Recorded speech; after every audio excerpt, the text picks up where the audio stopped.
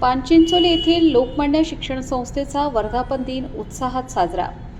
निलंगा तालुक्यातील पानचिंचोली येथील लोकमान्य शिक्षण संस्थेचा 67वा वर्धापन दिन मोठ्या उत्साहात साजरा करण्यात आला।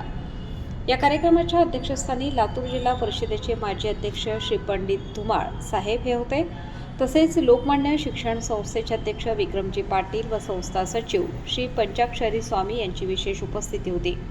तर प्रमुख पाहुणे म्हणून निलंगा पंचायत समिती सभापती डॉक्टर सुनीताताई वाघमारे, जिल्हा परिषद सदस्य रोहित पाटील गौरकर, माजी जिल्हा परिषद सदस्य डॉक्टर संतोष वाघमारे आदी मान्यवरांची उपस्थिती होती।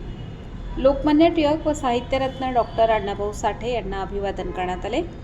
लोकमान्य शिक्षण संस्थेच्या 67व्या वर्धापन दिनाचे औचित्य साधून शाळेतील गुणवंत विद्यार्थ्यांचा सत्कार करण्यात आला।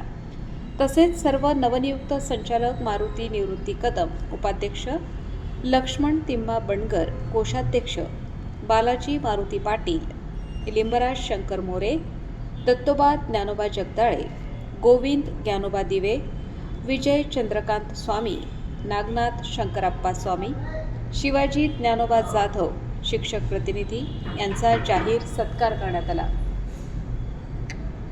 लोकमान्य शिक्षण संस्थेचा वर्धापन दिन व गुणवंत विद्यार्थ्यांचा सत्कार असल्याने जमलेल्या विद्यार्थ्यांसह पालकांना उपस्थित मान्यवरांनी मार्गदर्शन केले। या कार्यक्रमाचे सूत्रसंचालन शेख सर यांनी केले, तर आभार PS स्वामी यांनी मानले। गावातील गुणवंत विद्यार्थ्यांचा सत्कार।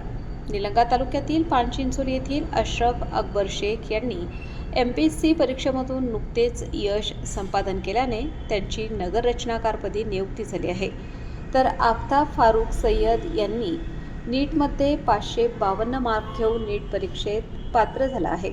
तर रोहित दीपक कांबळे याचे नुकतेच NDAमध्ये सिलेक्शन झाल्याबद्दल या गावातील गुणवंत विद्यार्थ्यांचा लोकमान्य शिक्षक संस्थेच्या वतीने जाहीर सत्कार करण्यात आला।